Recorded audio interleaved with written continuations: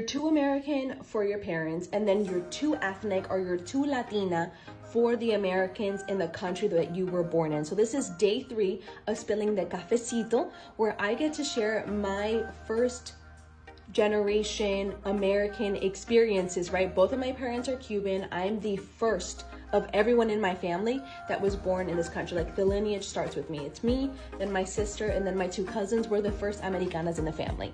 So going back to what I was just saying, I've always felt like I'm too American for my parents, or too American for a lot of like the Hispanics that are my age that immigrated here, and then I'm too Hispanic for the Americanos, for the gringos. So it's like you're constantly living in this in-between, like, and it's like, what is your country? You know, what is your culture? Like, what flag represents me? And it's like, you live in this in-between. You live in a limbo, right? It's like, okay, do I call myself American? Because I feel American, but that doesn't really encompass everything that I am. Let me have a sip. Like, it doesn't encompass everything. Like, yes, that American flag represents me, but I don't feel 100% represented. And then when I look at the Cuban flag, it's like, I feel connected and I feel represented, but I don't feel 100%.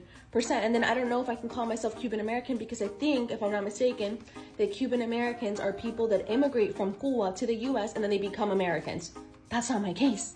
I was born here. So it's like, okay, where do I fit in? And something that I've just come to the conclusion is that we're in-betweeners. People like you and I, we're in-betweeners. We're American and we're Cuban. We're not too much Cuban. We're not too much American. We're just living in this limbo. We're just living in this in-between. And there are a ton of people like us out there. And I know that it may not feel like that because you probably grew up in a place like I did. I did not grow up in Miami. I grew up in a place called Winter Park, where everyone there is white American. And they've been living there for generations. Like, their parents grew up there, their grandparents grew up there. So like, they have a home, right? Like, they identify with being American. They identify with being someone from Winter Park. They have all this history that I don't have.